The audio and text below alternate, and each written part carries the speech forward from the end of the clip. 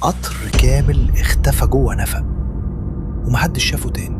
تخيل ايه اللي ممكن يحصل لو النفق ده فتح ابوابه دلوقتي. اشترك في القناة واضغط لايك وصلي على النبي علشان القصة الجاية يمكن تكون عنا. ويلا نبدأ الحكاية.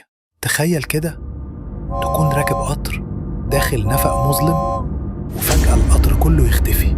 القصة دي مش فيلم، دي حاجة حصلت بجد سنة 1911 في إيطاليا. القطر كان اسمه زانتيتي، قطر فاخر جدا معمول عشان ينقل الأغنياء ورجال الأعمال بين المدن. في اليوم المشؤوم ده كان على متنه 106 راكب، كلهم راكبين من روما ورايحين ميلانو. الجو كان مشمس والدنيا جميلة، ركاب بيضحكوا وبيتكلموا وفي قهوة سخنة بتتوزع. القطر اتحرك وعدى على محطات كتير لحد ما وصل لنفق كبير في منطقة لومباردي. القطر دخل النفق بس ما خرجش.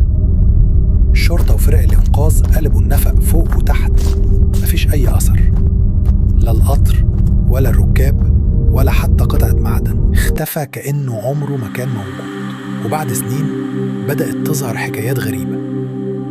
ناس بيقولوا إنهم شافوا نفس القطر في أماكن مختلفة حول العالم، بس الركاب اللي جواه كانوا وشهم شاحب، عيونهم غريبة، وكأنهم أشباح من زمن تاني. لحد النهاردة محدش يعرف القطر راح فين. هل دخل عالم تاني؟